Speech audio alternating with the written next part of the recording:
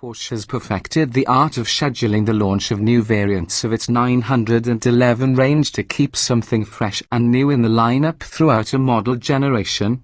Case in point, this 2017 911 GTS model of the platform launched in its initial 991 form at the 2011 Frankfurt Auto Show and then updated to 991.2 specs in 2015.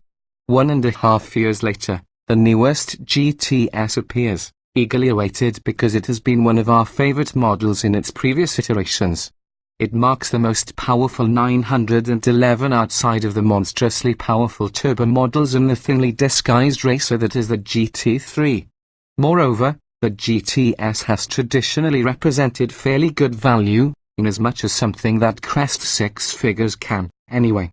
While the entry-level 370 horsepower Carrera comes in at $90,450 and the 420 horsepower Carrera S commands $104,450. The GTS packs 450 horsepower and is priced at $120,050. Hardly cheap, but the next rung up the ladder is a big leap away, the 540 horsepower turbo, at $160,250. The power of the three Carreras is extracted from the same basic twin-turbocharged flat-six that is mated to a 7-speed manual transmission or the 7-speed dual-clutch automatic called Porsche Doppelkupplungsgetriebe, or more simply PDK, by the marketing department. More punch. Right now, the additional 30 Welft horses are easily felt from behind the wheel of this emotion-inspiring 911. And heard, too, since the GTS comes standard with a goodie that needs to be ordered separately on the lesser Carreras, the centrally mounted sport exhaust system, capable of emitting and amplifying an impressive range of engine noises. Porsche says the sprint from 0 to 60 miles per hour takes 3.9 seconds with a manual gearbox and just 3.5 seconds with a PDK. Subtract another 0.1 second with the extra cost all-wheel drive system, which adds 155 pounds but helps put the torque to the ground with a minimum of wheel spin and corrective action by the traction control system. Given that we've seen the base Carrera with PDK run to 60 miles per hour in 3.4 seconds, it's safe to say Porsche's estimates are conservative.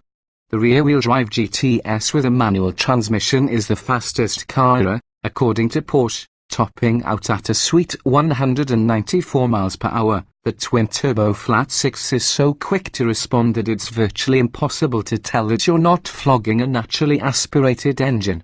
It's a high-revving six-cylinder, with maximum power at 6,500 revolutions per minute, and turbocharging brings maximum torque to a lofty 405 lb-ft.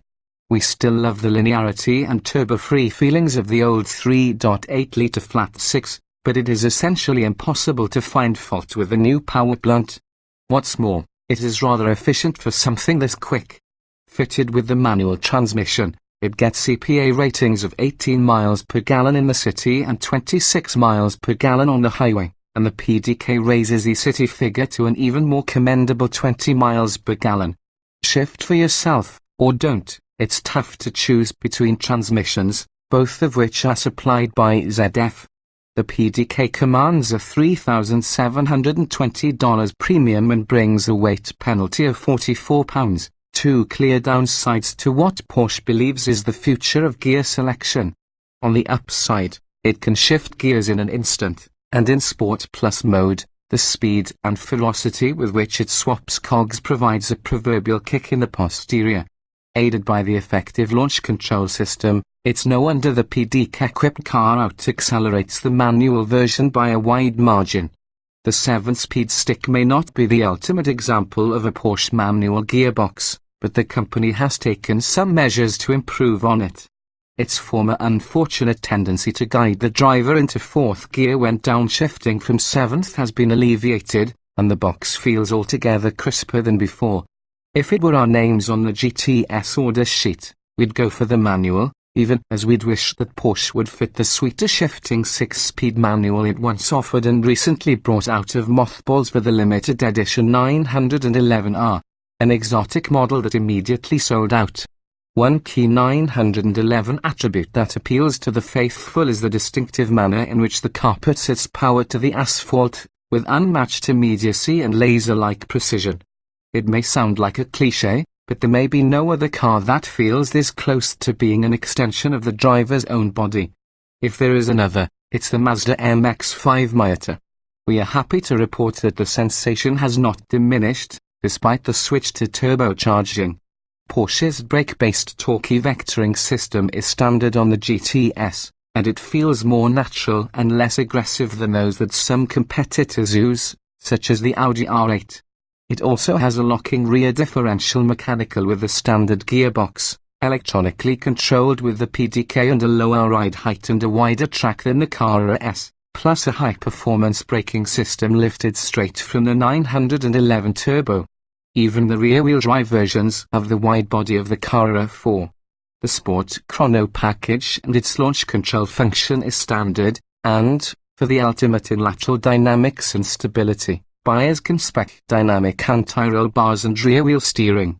The GTS encourages you to control its vector with your right foot, but it won't lash out if you do so in a clumsy manner.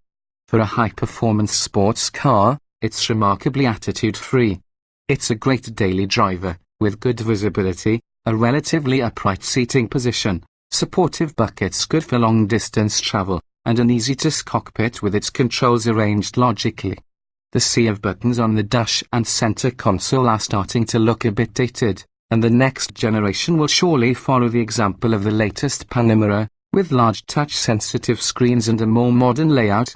Many choices, none bad. The rear-drive Carrera GTS comes as either a coupe or a convertible. The all-wheel drive version is also available as a Targa with a retro-themed central roll bar and an almost unbelievable weight penalty, 143 pounds more than the all-wheel drive coupe and 44 pounds heavier than the cabriolet. It's the only Targa with a standard black roll bar. GTS buyers can switch back to the brushed metal look if they prefer, while a black finish will be offered on other Targas, and, as with the other Carrera 4 models, its taillights span the entire width of the car. As for which is the best GTS, that comes down to a matter of taste. After extensive time behind the wheel of every variant, we can assure you that each one delivers a driving experience among the greatest available anywhere.